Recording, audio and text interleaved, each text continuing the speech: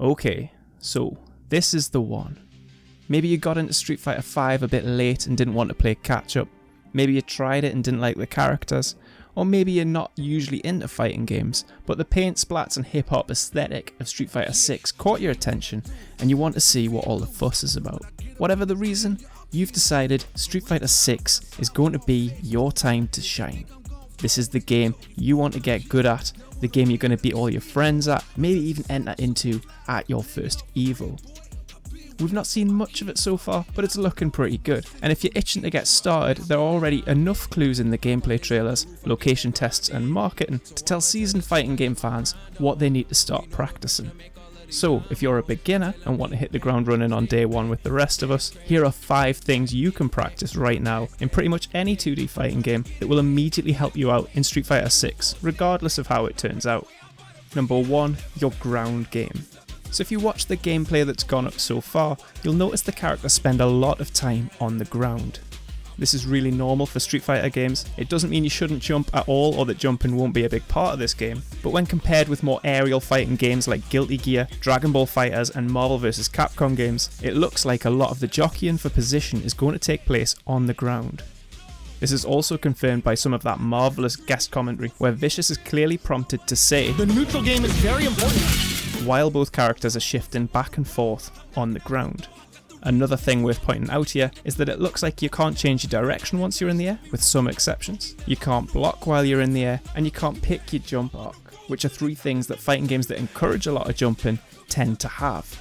This means if you choose to jump first, you are choosing to lose directional control of your character for pretty much an entire second of the fight, and that you definitely want to be wherever that jump arc ends in 1 second's time. That might not sound like much, but in a fast-paced game where the round times will be 99 seconds as confirmed by the location tests, that's a pretty big commitment. So in whatever game you're currently playing, try to go around without jumping. If that's too much, try not jumping for the first 30 seconds, but just get into the habit of using the floor to your advantage. Number 2, block and punish. Another common thing in Street Fighter games is the idea of turn taking.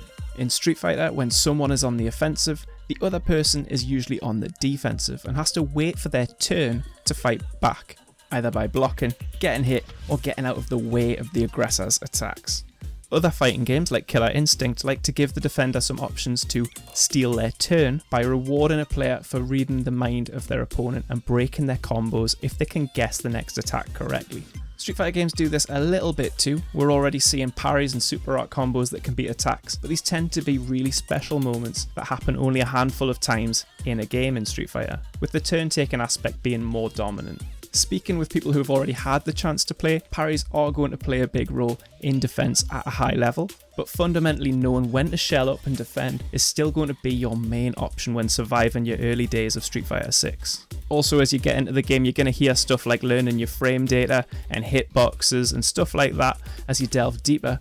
Don't worry about that stuff for now, just know that if you're successfully blocking their attacks, you're probably doing the right thing, and that when you see a slower move come out, or one with a really long animation after you've blocked it, that's usually when your turn begins. Start off simple in your current game by holding down and back on your controller. This blocks most attacks except overheads, but they're slower, so try to recognise them and switch from down and back to just back whenever you see one. This is much easier than trying to react to blocking low when low attacks come out, so make this a good habit now. Then, once you can successfully block against the opponent, just sneak in some fast moves to see where the gaps are, to work out the gaps in the offense, and gradually work your way up to punishing with bigger moves or throws and eventually combos. This skill of locking down and looking for your turn benefits you in pretty much all Street Fighter games, and is already looking like something that will continue to pay off for people that practice it into Street Fighter VI. Number 3, consider motion controls. So one thing we already know is that Street Fighter VI is going to have 2 control systems, Modern and Classic. Modern looks great for new players and is going to mean that anyone can throw a fireball or do the legendary Dragon Punch on day 1.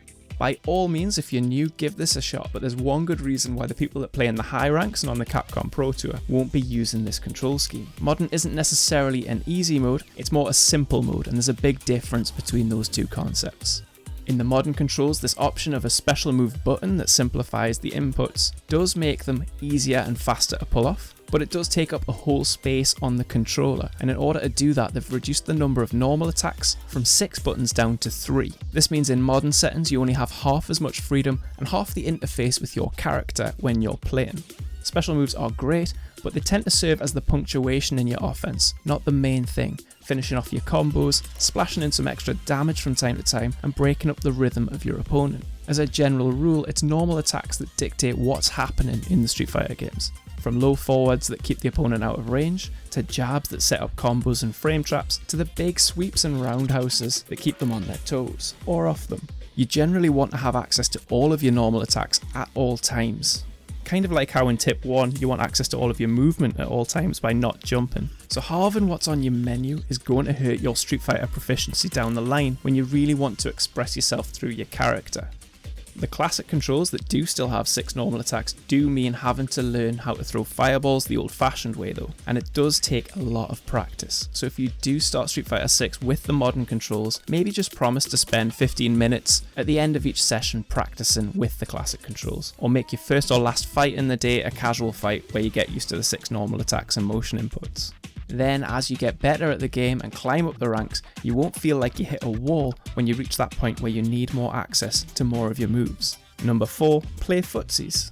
Not like that. Footsies is a concept in fighting games that can be quite tricky to define. But in short, you want to be able to hit your opponent, but you don't want them to be able to hit you. How you do this is you try to look for openings in one of 3 main ways. You've got the block and punish, as mentioned before in tip 2. Then there's frustrating them into doing something that misses and then hitting them while they're recovering, known as whiff punishing. Or staying out of the way and finding opportunities when they're distracted or otherwise occupied to move into the danger zone and hit them with something fast, usually then getting back out of the danger zone as quickly as possible. Setting up these 3 main openings in your opponent's defense through baiting attacks and moving is known as footsies. Now, there are entire websites and even video games dedicated to this concept alone. It's way deeper than this short video, but it'll always help to be aware of this concept in Street Fighter games, even the ones where it's less prominent. So in whatever game you're preparing in, think about these 3 openings as your main ways to attack, and think about avoiding these openings when you defend. Again, this means putting your jumping attacks away, as well as whatever special mechanics and meters and armoured attacks your current game might have, and trying to play a more distilled, low-tech fight. This is generally a good practice in most fighting games. So if you can become talented without all that stuff now, you'll hit Street Fighter 6 with that Rock Lee losing his ankle weights in Naruto effect, as you get all this bonus strength to add to your solid fundamentals. And 5, practice looking for your meters. We're starting to get a pretty good idea of what all the different meters and resources do on the screen at this point. For more information, check out this fantastic breakdown by Theory Fighter. They might change how things look before the final version like they did with Street Fighter 5, but one thing that's for sure is that you're going to be looking all over the screen to make sure you know how much life they have, how much life you have, how close to exhaustion you both are, how much super art resource you both have, and how much time you have left. If you're new to fighting games, especially ones with so many dials and gauges, it can feel quite daunting to peel your eyes away from the fight while punches and fireballs are flying towards you to check how much fuel is in all of your various tanks. One good habit you can start now in any fighting game is finding the opportunities where you can do a quick sit rep without putting yourself at risk. There's the obvious big windows like between rounds to check your meters, but also practice looking around the screen when either of you get knocked down, when one of you is walking backwards and is out of range, and probably the most useful during long throw animations and other attacks where the motion capture team is doing all the driving and you're not doing anything with the controls. Again, this one takes a lot of practice, but start telling yourself to do this now, and wherever all of these different things end up on the screen in the final version, at least you'll have that prompt already in your head to check your inventories. And that's it for now. All of this stuff should be pretty applicable in most fighting games, especially 2D ones. So if you've got an old copy of Street Fighter 4 or 5 sitting around, or if there's anything for a few dollars in a Steam sale or whatever, these are really good habits that you can work on now that you can easily transfer into Street Fighter 6 when you finally get your hands on it. I'll see you next time.